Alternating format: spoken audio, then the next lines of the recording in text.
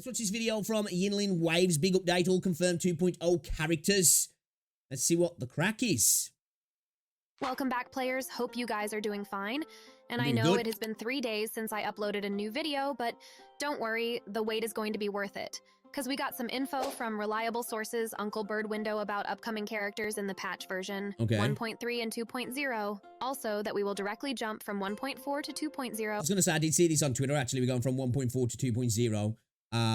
Yeah, okay. And won't have patch 1.5, 1.6, 1.7, 1.8. So today we will be discussing about upcoming character banners, which will be featured in version 1.3 and 1.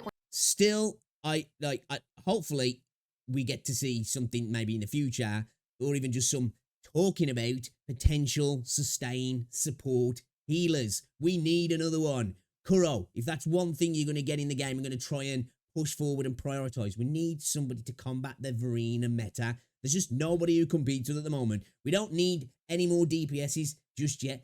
Get us a good healing support character that rivals her. 0.4, along with some speculations about patch version 2.0. Okay. Before continuing to the video, let me give you a small disclaimer that everything I mention in the video is totally based on minor leaks we get from 4chan, #404 server, and other different sources.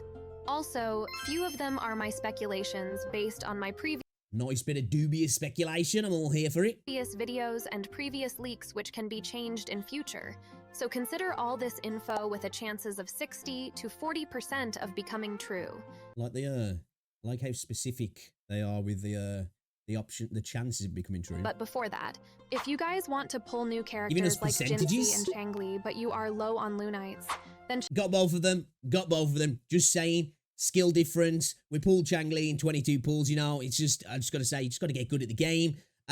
check out this website called Guys, has anybody tried these websites? These websites seem super shady to me. I'm not saying they are. They just seem it. Like, I've seen ones where, I don't know if it's this exact one, where it's like, oh, you can wait like between 5 minutes and 20 minutes for your stuff to come onto your account. It's like, dude, if I'd have bought something like that and I was like 10 minutes later, I still hadn't got it on my account, I'd be starting to freak out a little bit. Bar, where you can get 20% discount on Lunites compared to the in-game purchases. Look, this is how I purchased 3,280 Lunites just for $40, which costs $49 in the game. Let's see if See, like for me, obviously I don't know this site. I'm not questioning it. It just seems a bit iffy. But is it really worth it for a $5 saving, you know? I guess maybe if you're doing it repeatedly, it all adds up. But yeah, I don't know if I'd risk it myself personally. I received Not trying to shit on a sponsor, you know, sorry about that. Lunites in my account pretty fast, right? It's completely safe and secure. You can also check the reviews if you want. So check out the link. Oh yeah, man, you can definitely always check reviews on websites, can't you? Because there's never botted or, you know, people who work for the company or people who are getting paid to say that it's a good service, you know? Totally, yeah. If it's got a good review, then it means it's in the definitely safe. description. And new users who use my link can get up to Alright, additional I'm gonna stop 5% roasting on it discount now. coupon on the purchase. Firstly, let's discuss about version 1.3, about which we got confirmed information about character banners. Hold on. So recently, a reliable source gave a piece of important information saying Camelia's in-game SFX has been leaked, and I did my research to confirm the fact, and it was true, her SFX Dude, she looks so good. Camellia looks so freaking good. Like, I love her design. Like, I think I'm a bit of a sucker for this, like, pale, like, almost ethereal look. I love it about Jinxie. Like, there's something about Jinxie. She doesn't have the, like, the bombastic sex appeal of, like, Yinlin or Changli, but she just looks so freaking good, and this character does as well, man. was really leaked. So this clearly implies that in no time, we will able to pull Camellia as a playable character in version 1.3, and I am sure with this information, because you guys know that before the release of version 1.2 characters like Jeji and Xiangli Yao, even their in-game SFX were leaked. Yeah. So this info transparently implies that we will be getting Camellia in version 1.3, and I'm really excited for her. What about you guys? So moving on to What kind of character is she then? She's Havoc, but like, what are we talking here? Hopefully, we're getting some sort of like support role. You know, I know we're not getting a healer or a sustain character by the looks of things, but I want to see a bit more support at the moment as well. Not just straight sub DPS support. I want to see like a full on support that can like work with multiple teams That'd be something I'd like to see. Like, I feel like we're kind of getting like a little bit top heavy on DPS in this game, if I'm honest. To the next character we can get to see in version 1.3 can be another new female character, because Uncle Bird Window recently gave us new information saying that in version 1.3 we can get to see 2 new female characters. Of course, I think they might have learned a little bit, Kuro, at the moment, that, you know, that the male characters are not exactly the way to make all of the dollars. I think this is the guy we're getting for free. Yeah, the girl that's on screen now. I forgot his name. Guys, this leak can confirm that the female character we may get to see in version 1.3 can definitely be Camellia, and coming to another new character that can be Shanrin. Dude, she looks so good. Or you can just call her Coast Guard. For now, we only got some limited information about her saying that she can be a Glacio Element character. Okay. But I really doubt that, because in version 1.2, we are getting a new female character named Jessie. Okay. So why do Kuro Games going to release a new female character with same element attribute? Well, this is not true, because releasing a new female character with same element attribute would feel really repetitive. I guess so, yeah. I guess so. There's definitely some truth to that, but it depends on how the character fit, that like they could really work well together. I do understand what she's saying now, but yeah, it depends whether like one's going to be a support or one's going to be a DPS or one's going to like, really complement the other one quite well. But yeah, it does make sense what she's saying. Whatever, keeping that aside, let's discuss more about Camellia before moving on to version 1.4 and 2.0. Firstly, leaks suggest that Camellia wields a sword in combat, and she is a 5-star. Dude, this cutscene was pretty lit, actually. Havoc resonator. Her in-game cutscene shows her using plant-based abilities with a Havoc theme. We also got her kit leaks way back in May. Plant-based abilities with a Havoc theme. Did she say plant-based? She did, yeah.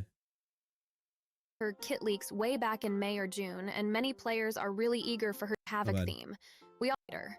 Her in-game cutscene shows her using plant-based abilities with a Havoc theme. Yeah. I was going to say, because didn't she used that, like those vines that she was using to trap Phrolova, yeah. Also got her kit leaks way back in May or June, and many players are really eager for her debut in version 1.3.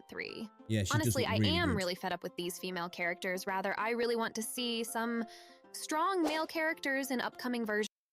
What? Get out of here with that shit. Now, let's move on to versions. Not gonna lie though, I do really like Calcharo and Gian. They're fun. Because the thing for me, obviously, it's all about the waifus. But the thing for me, the male characters in this game are legit like chads, They're not like the twinky characters that you get in Genshin. I'll say that one thing for Star Rail, though. The male characters in Star Rail are a lot better as well. But yeah, the male characters in this game really do kind of slap, at least in design-wise, But, it's all about the waifus, right? It's all about the waifus, man. 1.4 and 2.0. The reason why I am not mentioning the patch version 1.5 is that I recently got info saying that Kuro Games are directly jumping from version 1.4 to 2.0.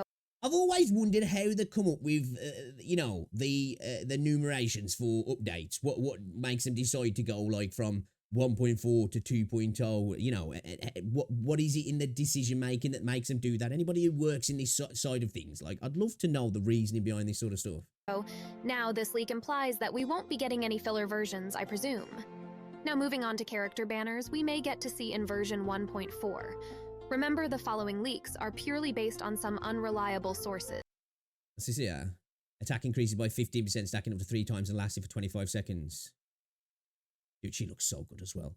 I must admit, the characters look like they're slapping that are coming up. They look really, really good, actually. The only one that doesn't look good is the dude that's apparently going to be the free 5-star. His kit looks great, but he just looks so basic. Like, she looks amazing. Like, the people that were saying she looks crap and bland, I just, like, what are you smoking?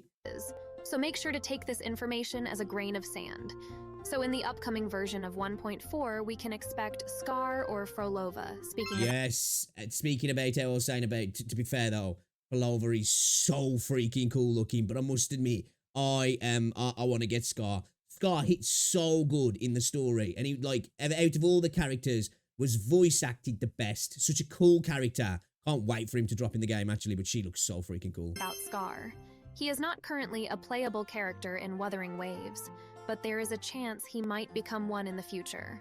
Has to. Absolutely has to.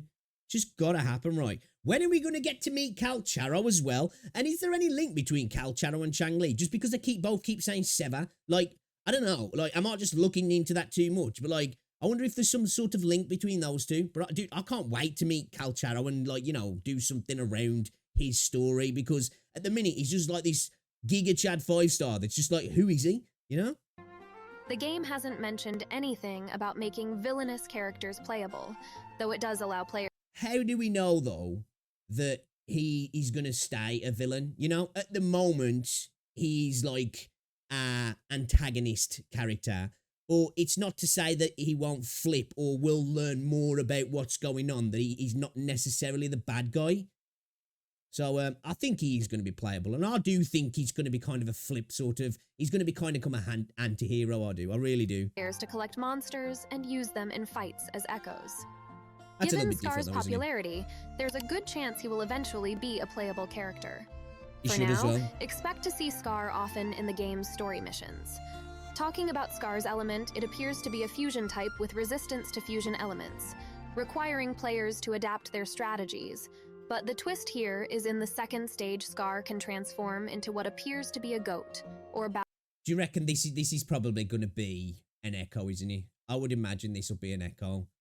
Well, you know, it might be an ability in game with him that he will be able to transform like this for his ultimate, potentially. I don't know, but I've got a feeling this is going to be a new echo in one of the new areas that we go to when we get to go to different countries. Baphomet form, changing his element to electro type. Now just imagine getting Scar as a playable character that would really flip the dynamic. That's a good point, actually. If you could switch mid-fight from fusion to electro. Ooh, dude, that'd be insane, actually. I don't think that's going to happen, though. I've just got a feeling that's going to be an echo, if I'm honest. That'd be wild, though, that will it really work well with him, then? Interesting. Mix of the game. Now moving on to Phrolova, initially she was out of sight in Wuthering Waves, but now she stands to be one of the most mysterious character in Wuthering Waves. She's lurking in the background. There's a connection and she looks like she's super powerful as well. Her abilities and past with the game's story, making her a character that players want to understand and study. It also seems that Phrolova is Scar's sister, which is a pivotal point in the game's narration. For now, her relation is not familiar, but it leaves a twist to understand the deeper story of Wuthering Waves. Finally, let's talk about patch version 2.0. Dude, I cannot wait till we get to explore new nations. I've said it so many times in my streams, but I really am looking forward to that when we get the... Because obviously, we got the 1.1 update and we got a new area, but it was within the nation that we're in now, you know? It was within Jianzhou. I cannot wait until we actually get a full-on new nation with a different theme, with different aesthetics, and hopefully a lot of new echoes and, of course, characters. And yeah, I'm looking forward to it. Geshu Lin hasn't been confirmed as a playable character so far, but his appearance, storyline, and style suggest he might eventually become one. While he hasn't been officially confirmed or leaked as a future character, he seems like a promising candidate.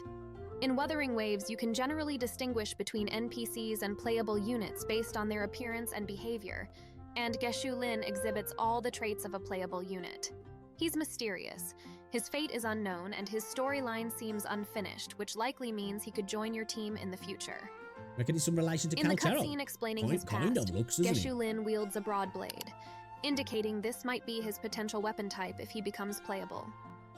He also appears to possibly use the fusion attribute, based on the colors surrounding him in this scene.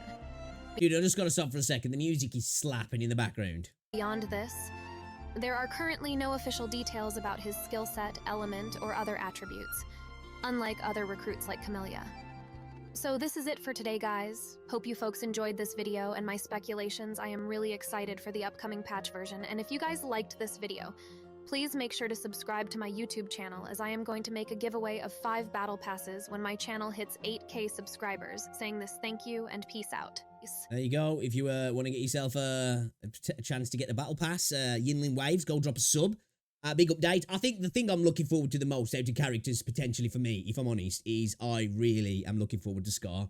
Don't get me wrong, I'm all for the waifus, but I just think Scar's such a cool character. He's one of the most interesting, and he was just so well acted, voice acted in the game, that he just makes me want him, and I just think he's going to be a really cool character. Definitely think he's going to be playable. I think we are going to see him as some more of an anti-hero, or we're going to learn something in the story and he's going to flip and he's not necessarily going to be the bad guy anymore or the antagonist to our situation. And Phrolova, I think it is how you pronounce it. She just looks like, every time we've seen her, she's so mysterious, and like obviously she's hot, and she just looks like she's got some cool abilities potentially, waiting for us to use. But it's like, I feel like potentially she might be a later character. I feel like Scar might be playable before for her. I feel like even though Scar seems like he's the antagonist, I feel like she's the, you know, the dark figure bit more behind Scar than the, I don't know. I guess we'll see. I just feel like that's the way it's going to go. But I definitely do think Scar's going to become more of an anti-hero character and definitely playable. And if he doesn't, then I think it's time we got to riot and Kuro have got to switch shit up.